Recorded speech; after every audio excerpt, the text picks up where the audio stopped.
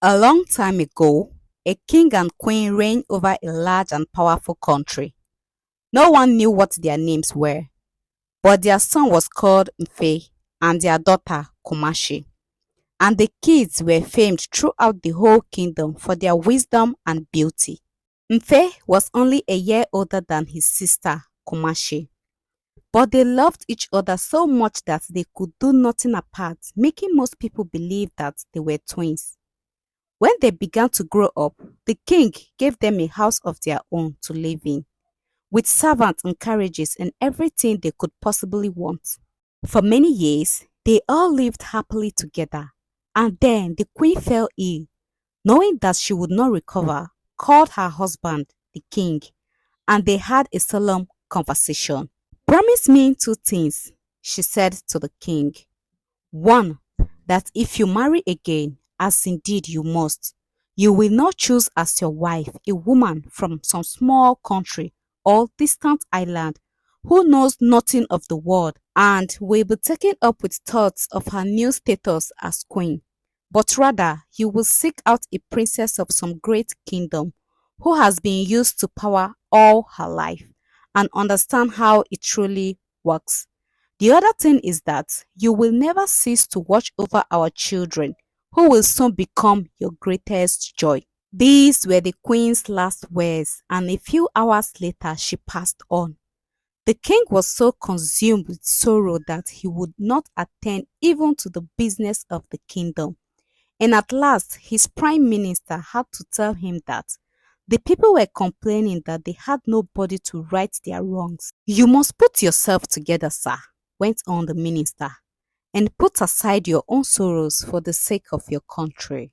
You are direct, answered the king, but what you said is just, and your counsel is good. For the sake of my kingdom, I will marry again, though my heart will never cease to be with my lost wife.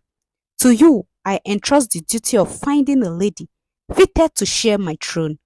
Only see that she comes neither from a small town nor a remote island. So, a delegation was prepared, with the minister at its head, to visit the greatest palace in the world and to choose out a suitable princess. But the vessel which carried them had not been gone many days when a thick fog came on, and the captain could see neither to the right nor to the left. For a whole month, the ship drifted about in darkness, till at length the fog lifted and they beheld a cliff just in front. On one side of the cliff lay a sheltered bay in which the vessel was soon anchored, and though they did not know where they were, but at any rate they were consoled as they felt sure of fresh fruit and water. The minister left the rest of his followers on board the ship and taking a small boat rowed himself to land in order to look around and to find out if the island was really as deserted as it seemed. He had not gone far where he heard the sound of music, and turning in its direction, he saw a woman of marvelous beauty sitting on a low stool playing a harp, while a girl beside her sang.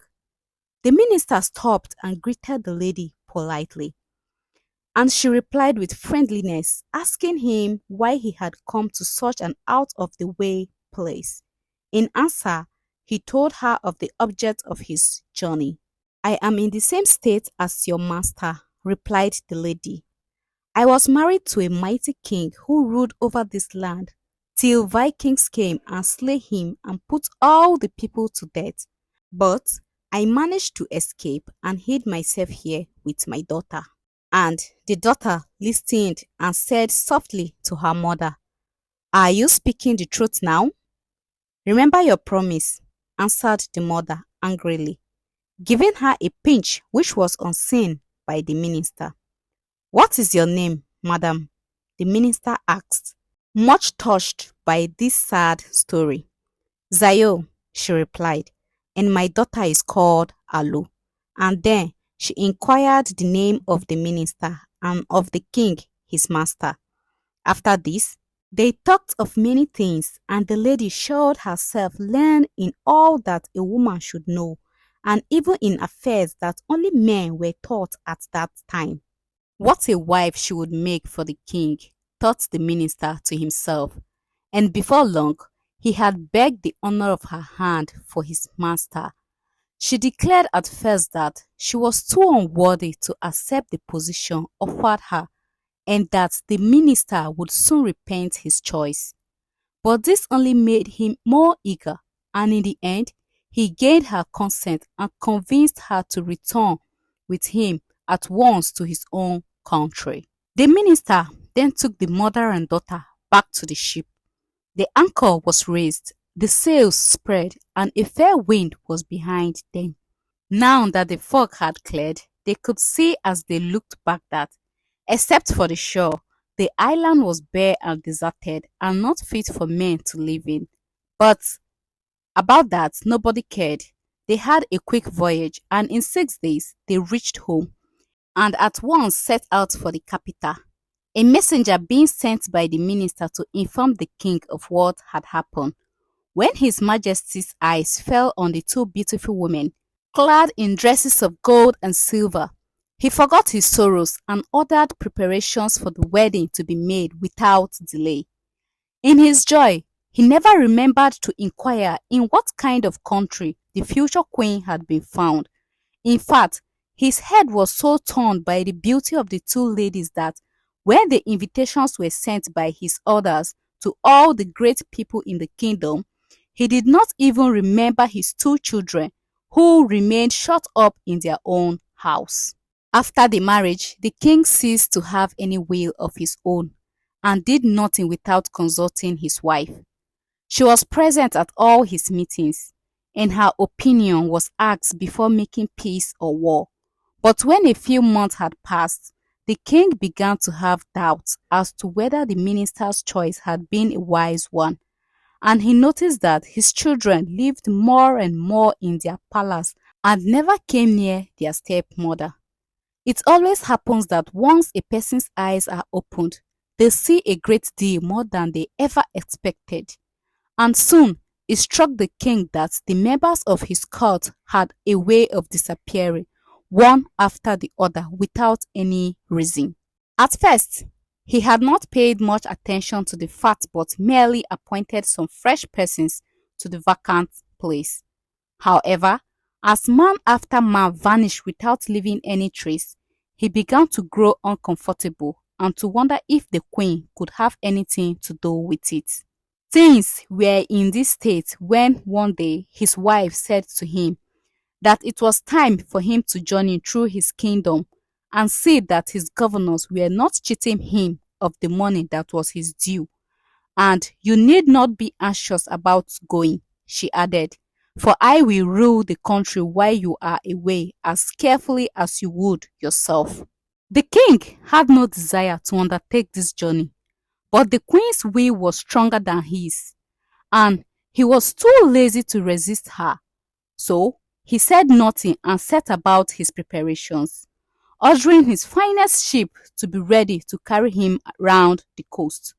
With a heavy heart and general uneasiness, he sought out his children on the last night before he was due to journey out. He had not seen them for some time, and they gave him a warm welcome, for they loved him dearly, and he had always been kind to them. They had much to tell him, but after a while, he interrupted their merry talk and said, "If I should never come back from this journey, I fear that it may not be safe for you to stay here. Once there are no more hopes of my return, go instantly and take the road eastward till you reach a high mountain, which you must cross. Once over the mountain, keep along by the side of a little vale till you come to two trees, one green and the other red, standing in a clearing, and so far back from the road that without looking for them, you would never see them. Hide each in the trunk of one of the trees, and there you will be safe from all your enemies." With these words, the king bade them farewell and entered sadly into his ship. The next morning, for a few days, the wind was fair and everything went smoothly. Then, suddenly, a great wind sprung up, and a fearful storm of thunder and lightning, such as had never happened within the memory of man, took over the waters. In spite of the efforts of the frightened sailors, the vessel was driven on the rocks, and not a man on board was saved. That very night, Prince Mfe had a dream in which he thought his father appeared to him in dripping clothes, and taking the crown from his head, laid it at his feet, leaving the room as silent as he had entered it.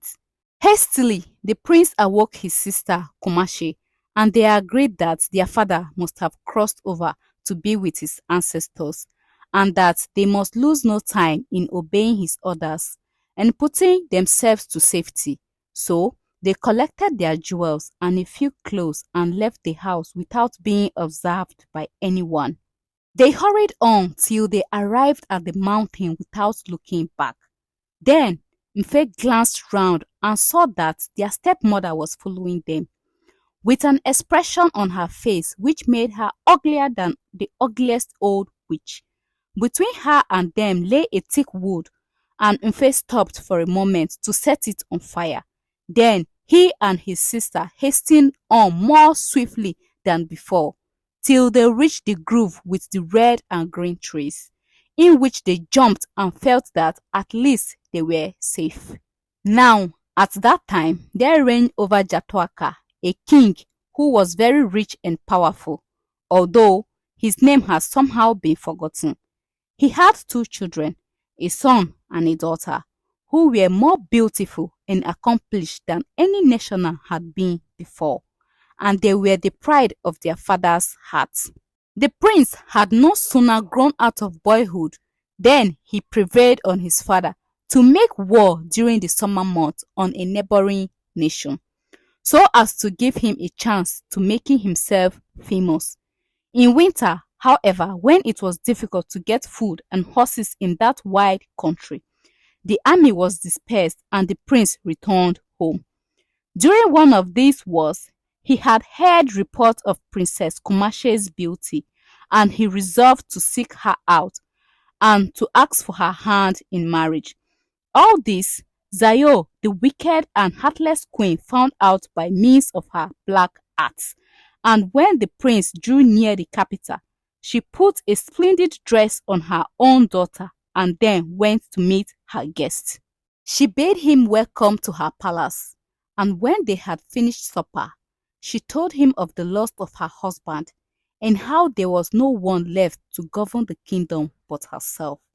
"But where is the Princess Kumashi?" asked the prince when she had ended her tale. "Here," answered the queen, bringing forward the girl, whom she had hitherto kept in the background. The prince looked at her and was rather disappointed. The maiden was pretty enough, but not much out of the common. "Oh, you must not wonder at her pale face and heavy eyes," said the queen hastily, for she saw what was passing in his mind. "She has never got over the loss of both father and mother." "That shows a good heart," thought the prince, "and when she is happy, her beauty will fully be restored." And without any further delay, he begged the queen to consent to their betrothal, for the marriage to take place in his own country. The queen was enchanted.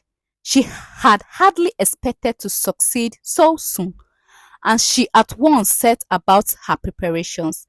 Indeed, she wished to travel with the young couple to make sure that nothing went wrong, but the prince was firm that he would take no one with him but Alu, whom he thought was Kumashi. They soon took leave of the queen and set sail in a splendid ship, but in a short time a dense fog came on, and in the dark the captain stared out of his course, and they found themselves in a bay which was quite strange to all the crew. The prince ordered a boat to be lowered and went on to shore to look around, and it was not long before he noticed the two beautiful trees, quite different from any that grow in Jatoaka. Calling one of the sailors, he asked him cut them down and carry them on board the ship. This was done, and as the sky was now clear, they continued on their journey and arrived in Jatoaka without any more adventures. The news that the prince had brought home a bride had gone before them, and they were greeted with flowery arches and crowns of colored lights. The king and queen met them on the steps of the palace and conducted the girl to the woman's house, where she would have to remain until her marriage. The prince then went to his own room and ordered that the trees should be brought in to him. The next morning, the prince bade his attendants bring his future bride to his own apartment. And when she came, he gave her silk which she was to weave into three robes, one red, one green, and one blue. And these must all be ready before the wedding. The blue one was to be done first, and the green last. And this was to be the most splendid of all, for I will wear it at our marriage, he said. Left alone, Alu sat and stared at the heap of shining silk before her. She did not know how to weave and burst into tears as she thought that everything would be discovered. For Kumashe's skill in weaving was as famous as her beauty. As she sat with her face hidden and her body shaken by sobs, Mfe in his tree heard her and was moved to pity. Kumashe, my sister, he called softly. Alu is weeping. Help her, I pray you. Have you forgotten the wrongs her mother did to us? Answered Kumashe, and that it is owing to her that we are banished from home? But she was not unforgiving and her heart was full of mercy. Soon she slid quietly out of her hiding place and taking the silk from Alu's hand, began to weave it. So quickly and clever was she that the blue dress was not only woven but embroidered, and Kumashe was safe back in her tree before the prince returned. It is the most beautiful work I have ever seen, said the prince, taking up the work in his hands. And I am sure that the red one will be better because the stuff is richer. And with a low bow, he left the room. Alu had hoped secretly that when the prince had seen the blue dress finished, he would have let her off the other two. But when she found she was expected to fulfill the whole task, her heart sank and she began to cry loudly. Again, Mfe heard her and begged Kumashe to come to her help. And Kumashe, feeling sorry for her distress, wove and embroidered the second dress as she had done the first, missing gold thread and precious stones till you could hardly see the red of the stuff. When it was done, she glided into her tree just as the prince came in. You are as quick as you are clever, he said admiringly. This looks as if it had been embroidered by the fairies. But as the green robes must outshine the other two, I will give you 3 days in which to finish it. After it is ready, we will be married at once. Now, as he spoke, there rose up in Alu's mind all the unkind things that she and her mother had done to Kumashe. Could she hope that they would be forgotten and that Kumashe would come to her rescue for the third time? And Kumashe, who had not forgotten the past either, was determined to leave her to her fate, to get on as best as she could, had not Mfe, her brother, employed her to help just once more. So, Kumashe again slid out of her tree and, to Alu's greatest relief, set herself to work. When the shining green silk was ready, she caught the sun's ray and the moon's beam on the point of her needle and wove them into a pattern such as no man had ever seen. But it took a long time, and on the third morning, just as she was putting the last stitches into the last flower, the prince came in. Kumashe jumped up quickly and tried to get past him back to her tree. But the folds of the silk were wrapped round her, and she would have fallen had not the prince caught her. I have thought for some time that all was not quite straight here, he said. Tell me, who are you, and where you come from? Kumashe then told her name and her story. When she had ended, the prince turned angrily to Alu and declared that As a punishment for her wicked lies, she deserves to die a shameful death. But Alu fell at his feet and begged for mercy. It was her mother's fault, she said. It was she, and not I, who passed me off as the Princess Kumashi. The only lie I have ever told you was about the ropes, and I do not deserve death for that. She was still on her knees when Prince Mfe entered the room. He prayed the Prince of Jatoaka to forgive Alu, which he did, on condition that Kumashi would consent to marry him. Not till my stepmother is dead, the real original princess answered, for she has brought misery to all that come near her.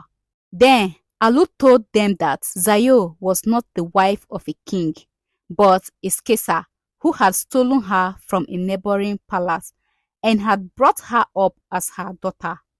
And besides being a Skesa, she was also a witch, and by her black art had sunk the ship in which the father of Mfe and Kumashi had set sail. It was she who had caused the disappearance of courtiers, for which no one could account, by eating them during the night, and she hoped to get rid of all the people in the country, and then fill the land with trolls and skesas like herself. So Prince Mfe and the Prince of Jatuaka collected an army swiftly and marched upon the town where Zayo had her palace. They came so suddenly that no one knew of it, and even if they had, Zayo had eaten most of the strong men, and others, fearful of something they could not quite place, had secretly left the place. Therefore, she was easily captured, and the next day was beheaded in the marketplace. Afterwards, the two princes marched back to Jatuaka. Kumashi had no longer any reason for putting off her wedding and married the Prince of Jatoka at the same time that Mfe married the Princess of Jatoka, and Alu remained with Kumashi as her friend and sister till they found a husband for her in a great nobleman, and all three couples lived happily until their end.